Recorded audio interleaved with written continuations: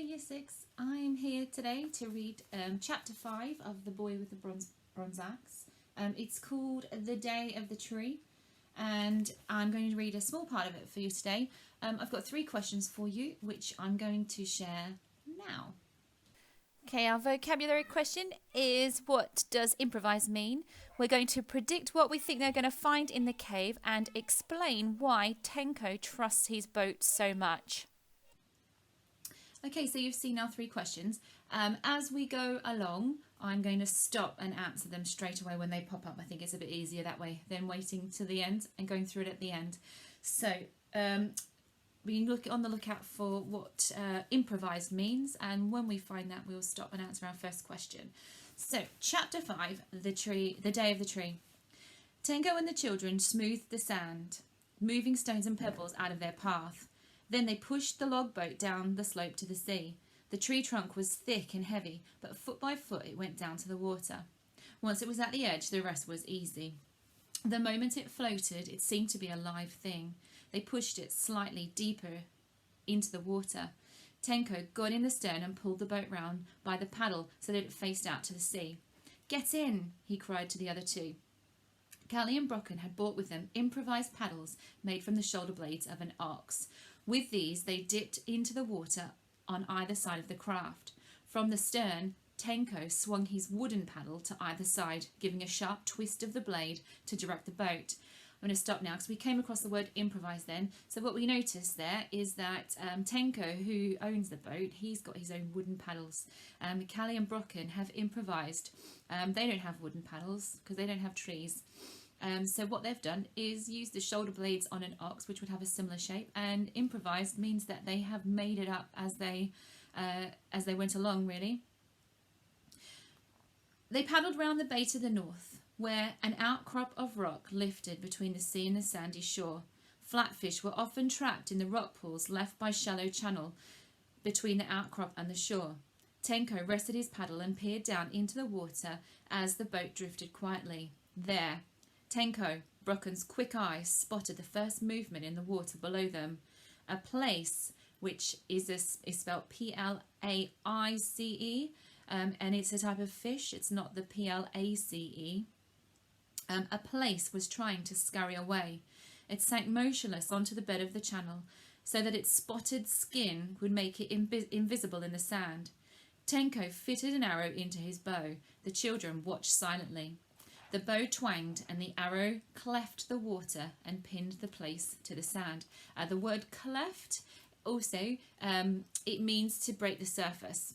So the bow twanged and the arrow cleft the water means that the arrow broke the surface of the water. And it pinned the plaice to the sand. "Got him," Tenko exclaimed with satisfaction. "Hold the boat steady." He flung off his tunic and dived overboard, shattering the sunlit water into 1,000 golden flashes. The sea closed over his heels. He grabbed the arrow and brought the fish up, impaled on the end of it. He came swimming upwards. "There's one for our supper, Callie," he cried as he grasped the side of the boat. "We'll get more." Tenko climbed into the boat again.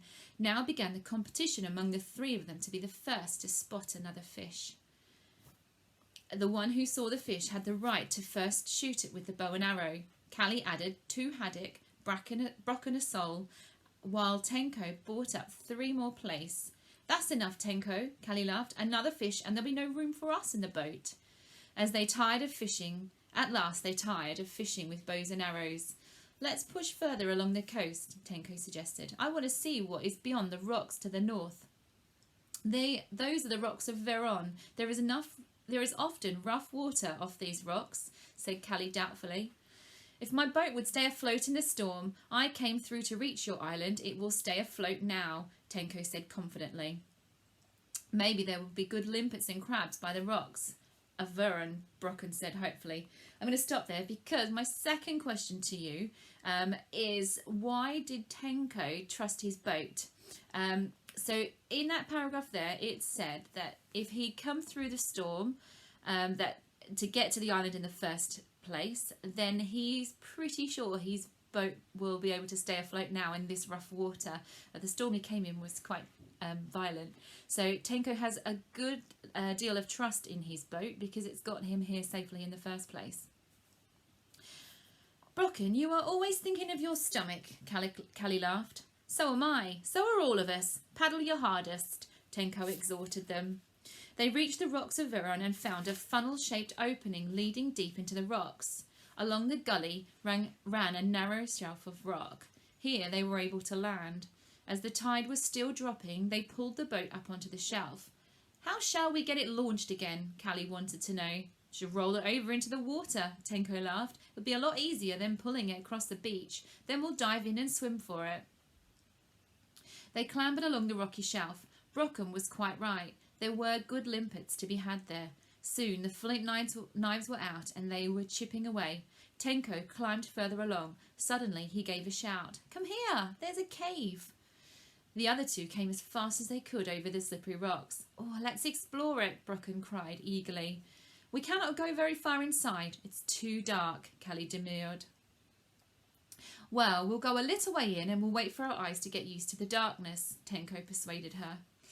The shallow shelf of rock continued into the cave. Peering ahead, half feeling their way with hands and feet, they pushed on step by step into the darkness. Tenko went first. The shelf was becoming narrower.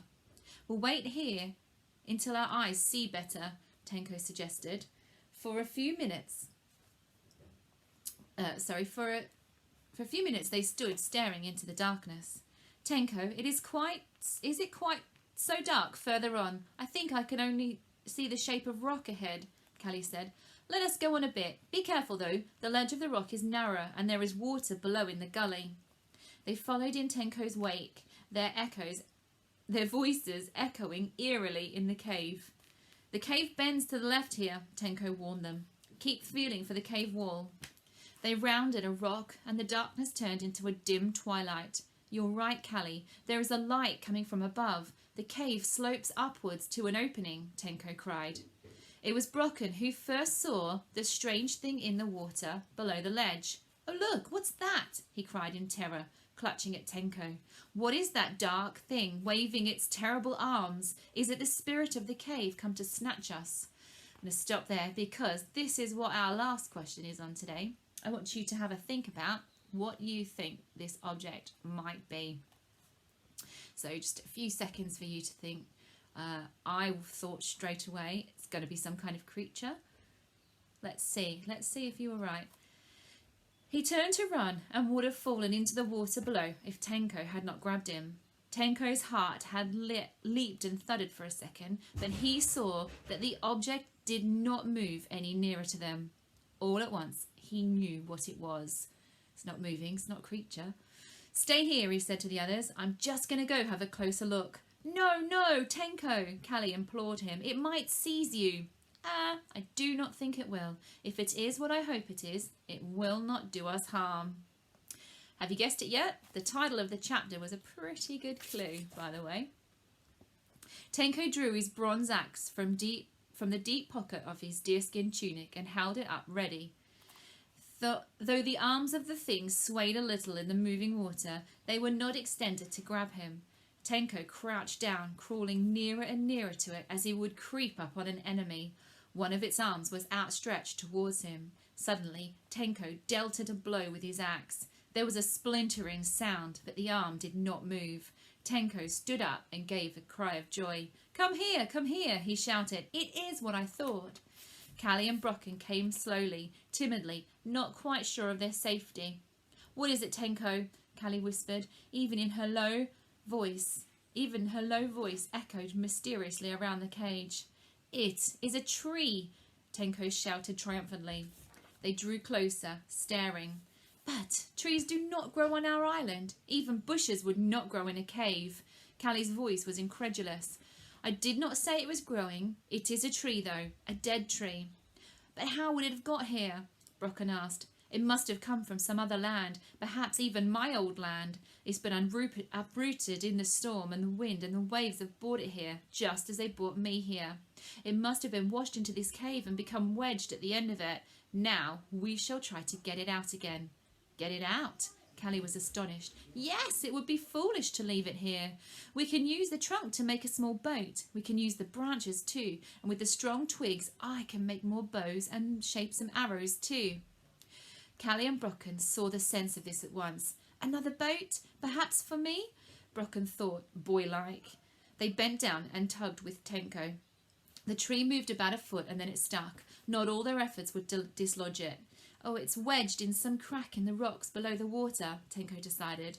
I am going into the water to find out what is holding it. Into that dark water? Oh, Tenko.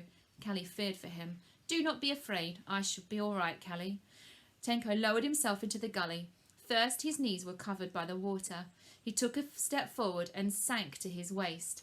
Another step and he was up to his armpits, but the fourth step took him up into water to his waist again. It's not too deep for me. He took a deep breath and stooped, thrusting his head and shoulders under the cold water. He felt about with his hands and then rose, gasping but triumphant. I'm going to stop there. That's the end of page 70. So tomorrow I shall be back to read you the next part of the chapter. We're doing it in 3 parts, so it's quite a long chapter. So thank you for listening, Year 6, and I'll see you tomorrow.